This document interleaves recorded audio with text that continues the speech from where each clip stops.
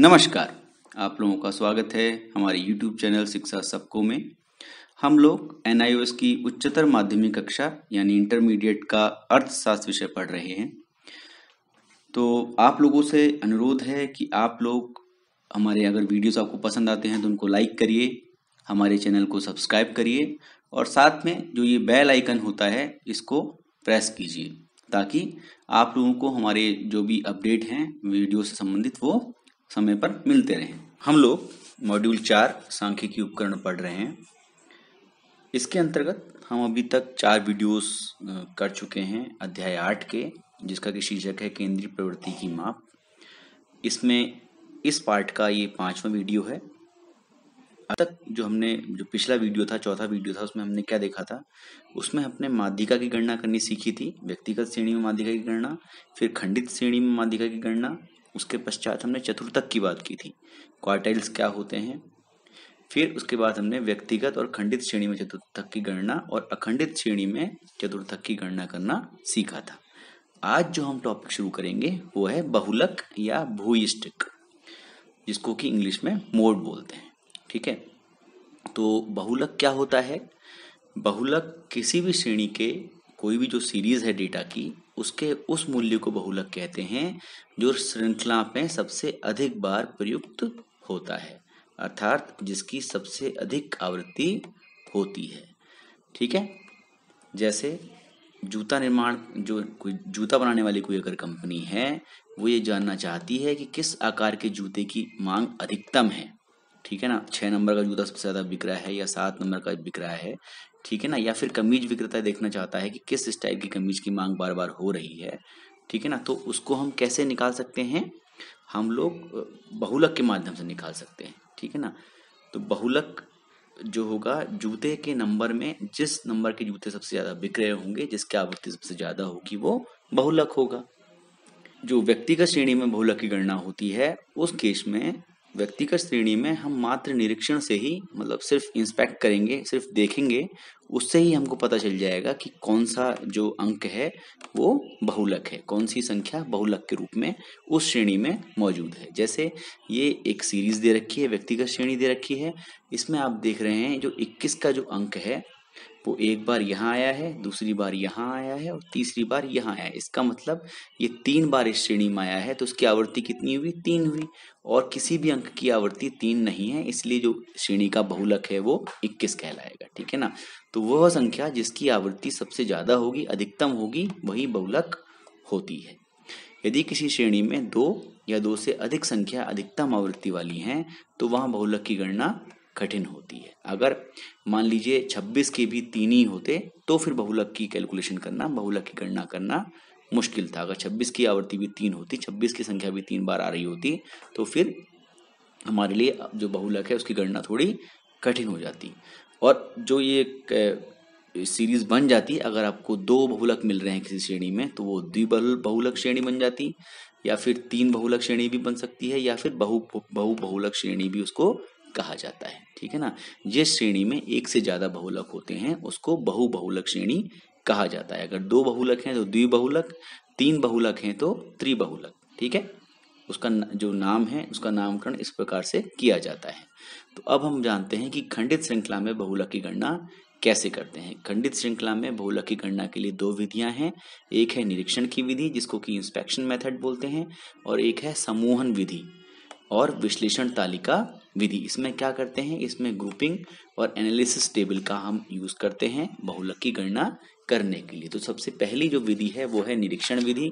निरीक्षण विधि बहुत ही आसान है। निरीक्षण विधि में आप क्या करेंगे? जैसे अभी हमने निरीक्षण के माध्यम से जाना था कि 21 बहुलक है व्यक्तिगत श्रेणी का, उसी प्रकार से जो ये खंडित श्रेणी है उसमें भी हम केवल निरीक्षण के माध्यम से ही बहुलक की गणना कर लेते हैं। इस विधि के द्वारा जिस मूल्य की सबसे अधिक आवृत्ति होती है वही मूल भूयिष्ठिक यानी कि बहुलक होता है। जैसे ये एक खंडित श्रेणी दी हुई है, खंडित श्रृंखला दे रखी है, इसमें आपको दिख रहा है आयु दे रखी है वर्षों में और लड़कों की संख्या दे रखी है। तो 5 वर्ष की आयु वाले 4 लड़के हैं, 7 वर्ष की आयु वाले 6 लड़के हैं, 12 वर्ष की आयु वाले 7 लड़के हैं। इस प्रकार से ये जो नीचे वाले अंक हैं ये इसकी आवृत्ति होंगे। ठीक है ना, तो अब हमको क्या देखना है? हमको देखना है कि सबसे ज्यादा आवृत्ति कौन सी आयु की है, ठीक है ना। जैसे अगर आप यहाँ पर देखेंगे तो लड़कों की संख्या यानी कि आवृत्ति सबसे ज़्यादा है 9, और वो है किसकी, 10 की, ठीक है ना। 10 वर्ष के 9 लड़के हैं, सबसे ज़्यादा आवृत्ति यही है।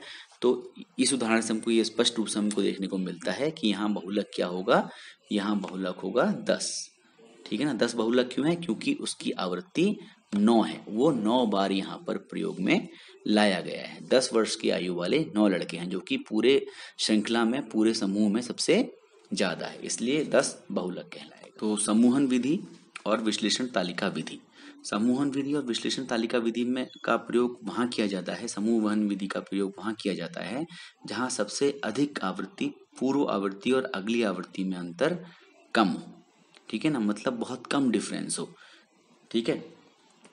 तो समूहन इसमें क्या होता है, इसमें 2 तालिकाएं हमको बनानी पड़ती हैं, 2 टेबल हमको बनानी पड़ती है।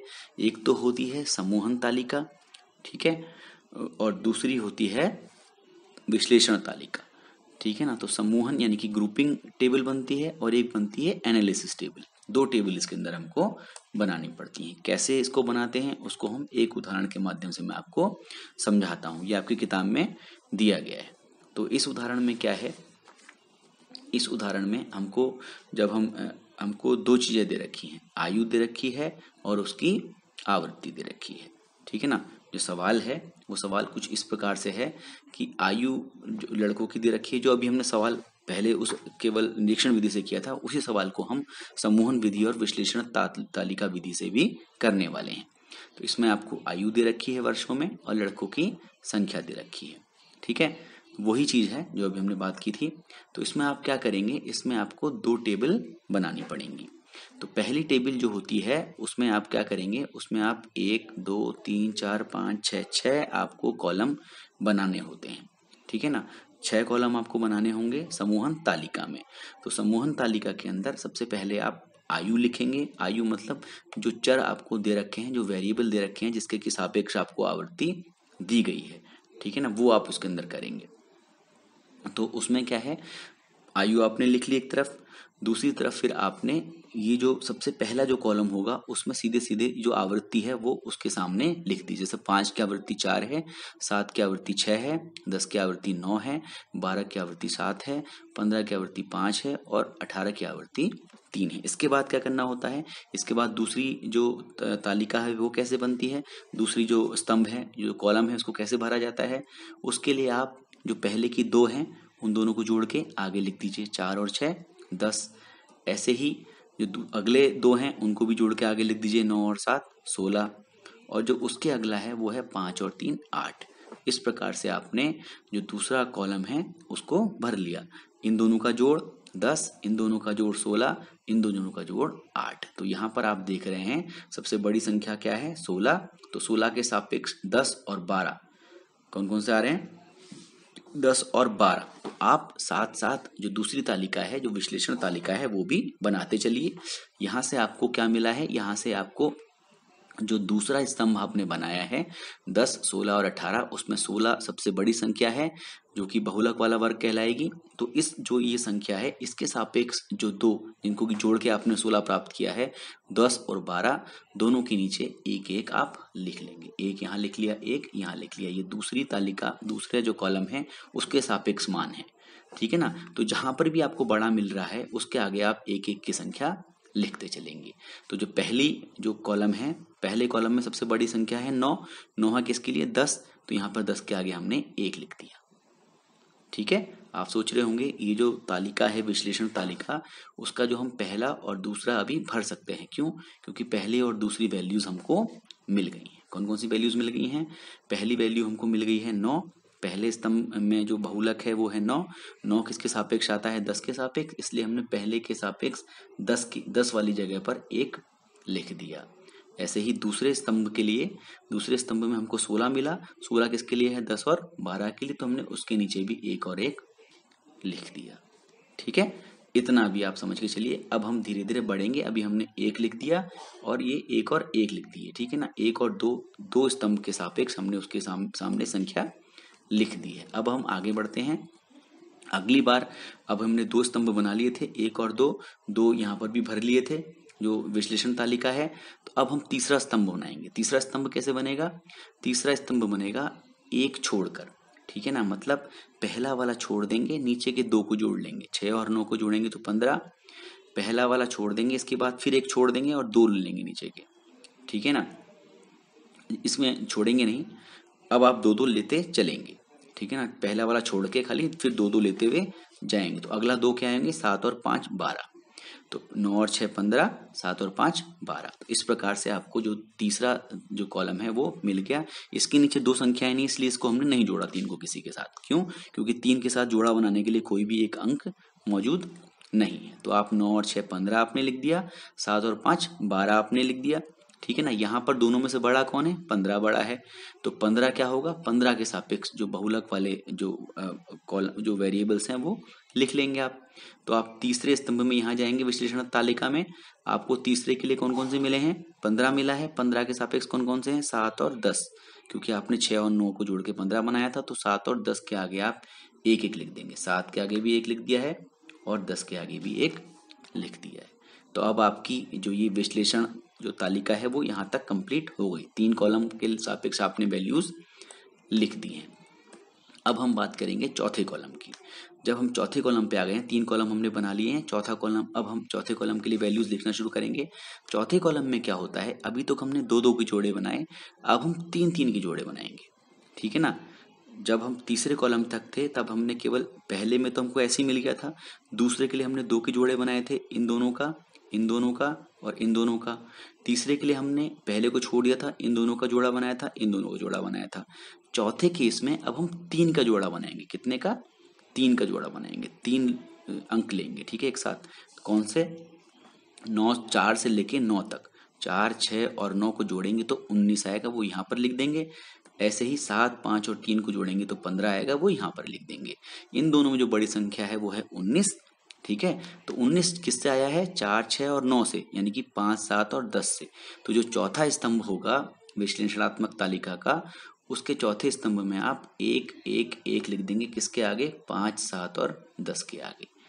5, 7 और 10 के आगे आप 1 1 1 लिख देंगे, ठीक है ना। तो विश्लेषणात्मक तालिका में आपको ये करते हुए चलना है। अब बात आती है पांचवें कॉलम की। पांचवें कॉलम में आप क्या करते हैं? पांचवें कॉलम में भी 3 का ही जोड़ा बनाना पड़ता है, लेकिन एक छोड़कर, ठीक है ना। पहले वाले को आप छोड़ देंगे, फिर नीचे के 3 आप उठा लेंगे।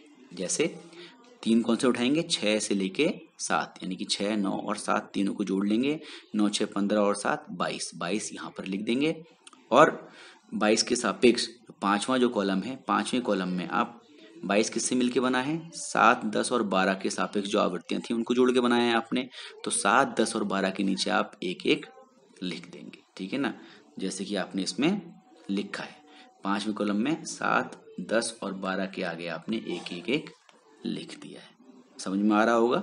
नहीं समझ में आ रहा होगा तो आप मेरे से जो हमारे नंबर हैं उस पर एक बार बात करेंगे, आप मैसेज करेंगे तो मैं आपको दोबारा से समझा दूंगा, ठीक है। अब हम सबसे लास्ट जो कॉलम है, छठे नंबर का कॉलम, उस पर आ गए हैं, ठीक है। छठे नंबर के कॉलम के लिए हमको क्या करना है? 3 का ही जोड़ा बनाना है, लेकिन अब इस बार क्या होगा? 3 का जोड़ा बनाएंगे आप 2 छोड़कर। अब आपको कितने छोड़ देने हैं? 2 खाने छोड़ने हैं। पहले आपने 1 खाना छोड़ा था, अब 2 खाने छोड़कर आप बाकी की जो 3 है उनको जोड़ लीजिए। 9, 7, 16 और 5 21, 21 आपने लिख दिया। ये जो 9, 7 और 5 हैं, इसके सापेक्ष जो वेरिएबल्स हैं, जो चर हैं, वो हैं 10, 12 और 15। तो आप छठे जो कॉलम है, छठे कॉलम की जो वैल्यूज है, उसके लिए आप 10, 12 और 15 के नीचे 1 1 लिख देंगे। क्यों? क्योंकि 10, 12 और 15 यहाँ पर एक ही अंक आया है, तो इसलिए बहुलक वही होगा, इसमें किसी के साथ तुलना आप कर ही नहीं सकते, ठीक है ना। तो आप यही केस पांचवें कॉलम में भी था, केवल एक ही मिला था आपको, ठीक है ना। यहाँ तक तो आप तुलना कर रहे थे कि कौन सबसे बड़ा है, यहाँ पर आपको तुलना की जरूरत ही नहीं, क्योंकि केवल एक ही मिल रही है वैल्यू।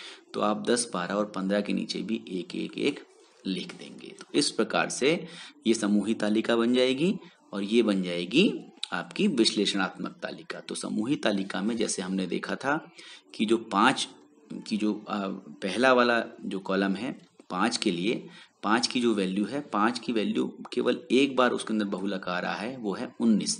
तो इसलिए कौन से कॉलम में? चौथे कॉलम में। तो आप यहाँ देखेंगे 5 में के आगे केवल एक बार 1 लिखा हुआ है, वो भी कब के लिए? चौथे के लिए। क्योंकि उसके लिए सिर्फ एक बार बहुलक की आवृत्ति आई थी।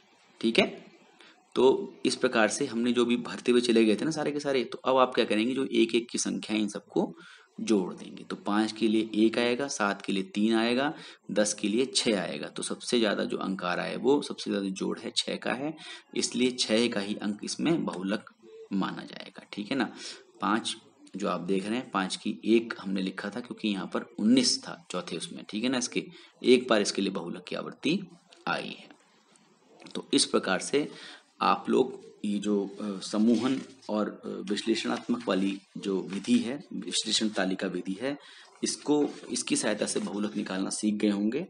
ये बहुत ज़्यादा ज़रूरी है, आपको समझना चाहिए। अच्छा टॉपिक है। अगर आप इस सवाल को एक बार करके देखिएगा, अगर आपको समझ में नहीं आता है तो मैं आपको दोबारा से बताऊंगा।